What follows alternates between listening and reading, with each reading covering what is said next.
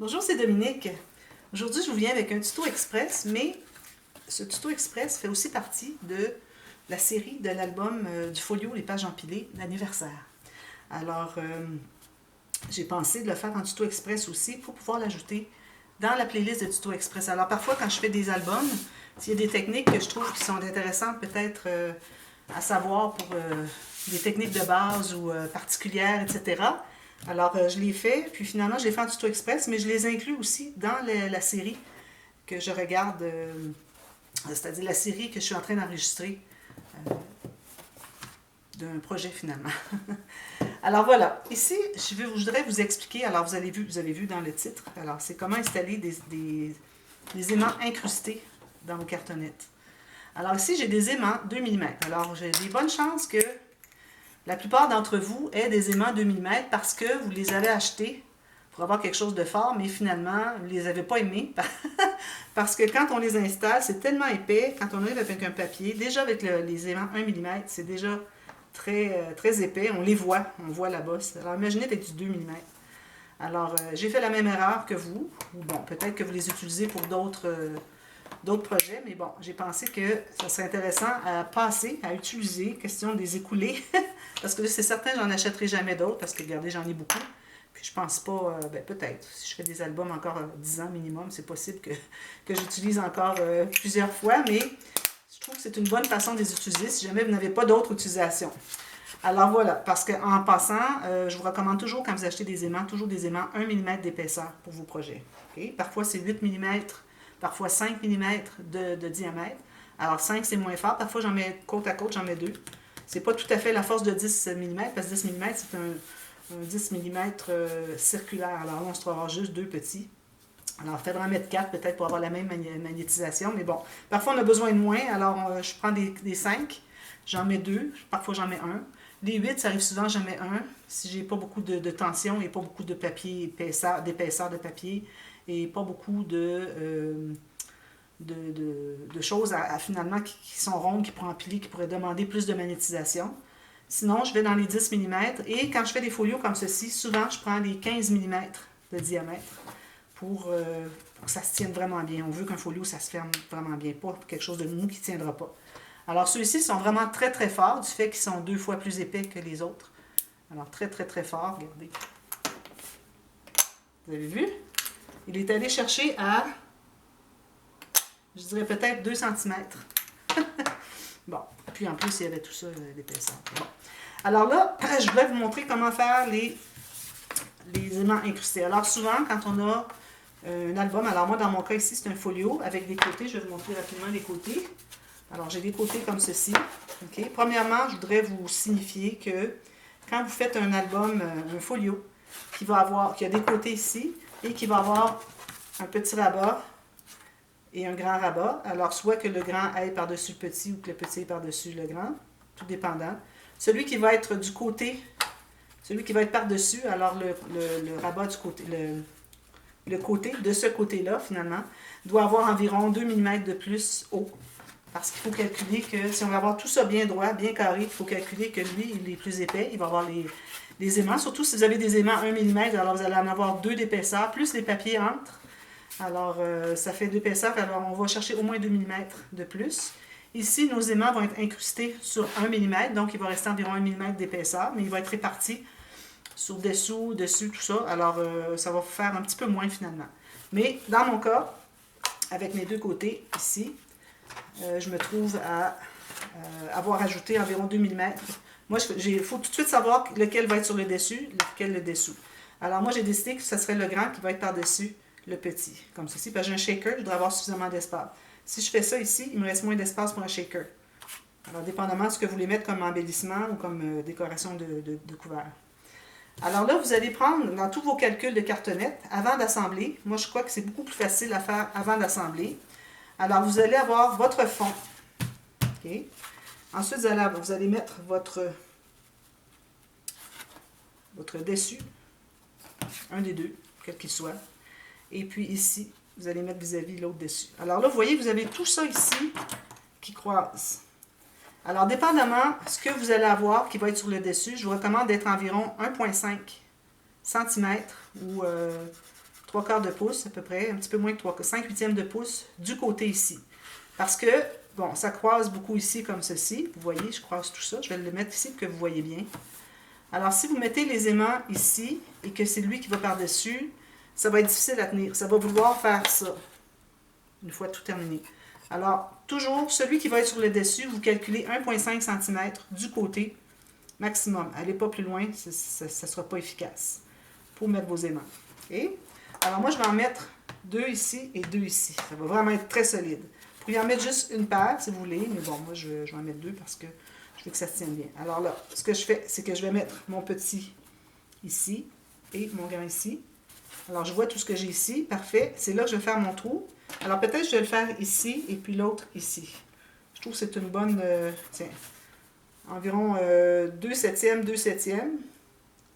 Puis ici, vous avez 3/7. Alors, quelque chose comme ça. 1/5, 1/5, 3/5. Alors, un petit peu à l'écart. Peut-être vous calculez la moitié ici et vous allez au centre de ce qui reste. C'est exactement ce que j'ai ici. Alors, le centre de la moitié, ici et ici, c'est là où vous allez les mettre. Alors, ça, c'est très simple. Alors, moi, ce que je fais, peut-être qu'il y a des outils qui sont plus efficaces que les miens, mais bon. Alors là, je vais décider à quel endroit je le fais. Je vais tout simplement percer avec mon ciseau. Alors, vous voyez, j'ai fait un petit trou comme ça. Là, je vais faire un rond comme ceci, jusqu'à ce que j'ai la largeur de mon aimant. Alors ici, je n'ai pas encore assez. De toute façon, il va falloir enlever tout ça, mais juste pour calculer à peu près. Alors moi, j'aime bien aller avec des outils, comme ceci, pour aller grossir. Mais là, lui, il ne fonctionne pas parce que ça grossit mes 2 petits à ici. Alors là, moi, j'ai plus gros, ça ne fonctionnera pas. Alors c'est pour ça qu'avec le ciseau, je trouve que ça va très bien. Vous pouvez peut-être aller avec votre plioir pour grossir le trou, mais attention, pas qu'il soit trop gros. Il peut être plus gros que l'aimant, mais pas trop. Alors moi, je pense qu'ici, je vais peut-être être bonne. Alors là, ce que je vais faire, je vais tout enlever, tout le papier qui est sorti. Parce que là, il s'est juste poussé. Là. Alors, il faut l'enlever parce qu'il va prendre la place, puis on ne veut pas qu'il prenne cette place. Alors, je vais faire avec mon ciseau comme ceci en rond. C'était le truc que j'avais trouvé le meilleur la dernière fois que je l'ai fait. Je l'avais fait dans l'album Alice en boîte, en commande. J'avais eu beaucoup de difficultés parce que, bon, je pense que je ne l'avais jamais fait. Je l'avais déjà fait, mais il y a très longtemps, puis je ne me souvenais plus vraiment de la technique. J'avais eu de la difficulté. Les enligner. Il faut dire que la boîte, c'était plus difficile. Alors là, vous allez vérifier, voir si votre aimant entre à l'intérieur. Alors, vous allez percer jusqu'à ce que vous ayez assez grand pour que votre aimant entre à l'intérieur. Alors, moi, il rentre bien à l'intérieur. J'ai encore du papier ici, je vais devoir aller l'enlever.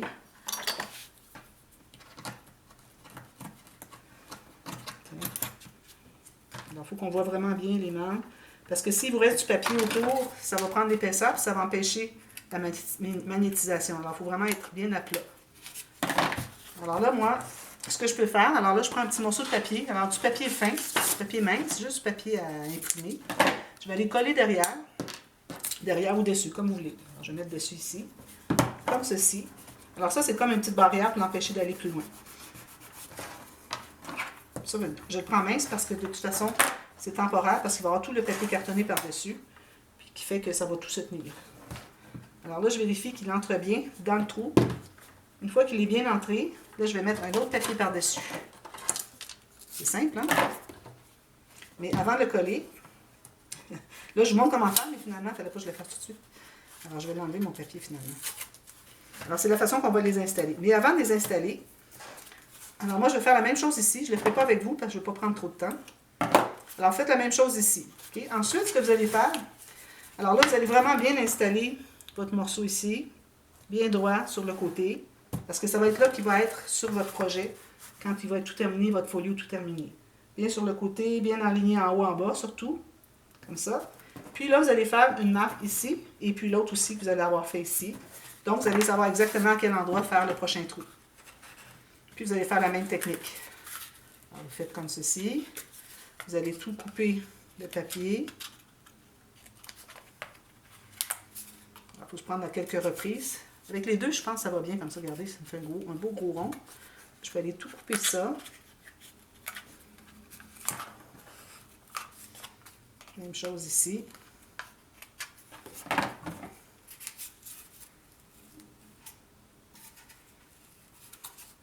Encore enlever un peu d'excédent. Il faut vraiment enlever tout. Il ne reste plus rien. Et puis là, je vais pouvoir mettre mon papier derrière. Je vais mettre ici. Je m'assure avant que mon aimant entre bien à l'intérieur.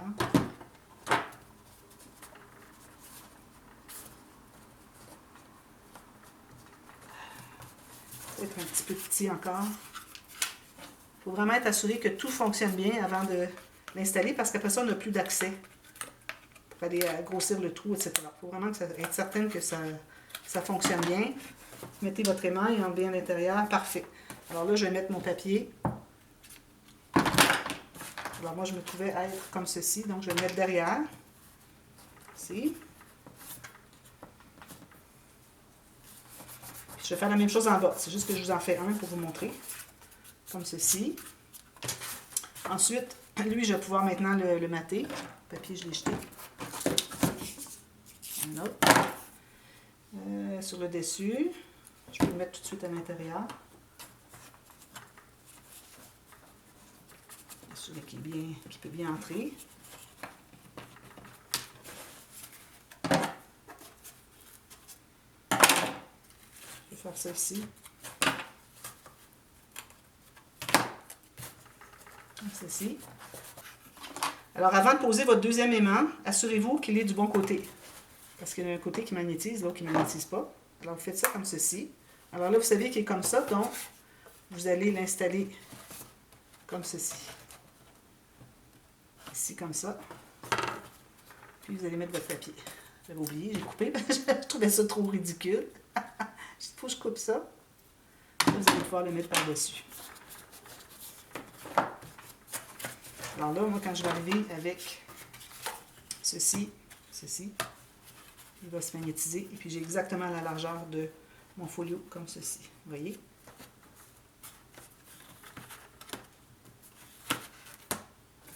Voilà. S'il dépasse un peu, c'est normal. Il ne devrait vraiment pas dépasser beaucoup. C'est vraiment plat. Alors, vous n'avez pas d'aimant qui paraît. Encore mieux que des 1 mm. Et puis, la force est beaucoup plus forte. Vous voyez? Voilà. Alors, vous assurez d'être bien droit quand vous allez poser le deuxième. Quand vous allez faire le trou pour le deuxième. Après avoir fait le trou ici, pour bien enligner le deuxième, assurez-vous d'avoir la même distance ici. Alors, vous allez mesurer, vous assurer que ça se contienne bien aussi dans votre fond de folio et couvert. Voilà. Vous pouvez faire ça pour des albums aussi, mais automatiquement, quand on a deux, c'est qu'on a un folio parce qu'on a 2 tranches. Alors voilà. Alors moi, je vais faire l'autre, puis je vais continuer pour la série, ceux qui suivent la série.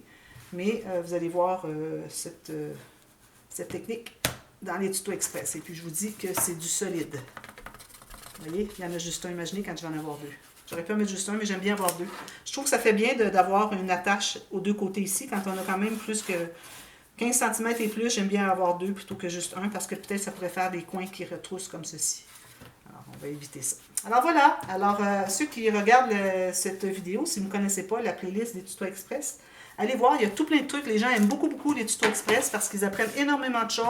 Techniques de base, techniques spécialisées, tout plein de petits conseils. Alors, c'est comme un cours préliminaire finalement au scrap avant de vous mettre à travailler dans des projets. Alors, j'ai beau expliquer beaucoup dans mes tutos, mais parfois, il y a des petits bouts que peut-être sont mieux expliqués dans des tutos express. Puis, si vous avez des questions ou des suggestions de tutos express, alors n'hésitez pas à m'écrire, ça me fait plaisir. Je réponds à tout le monde.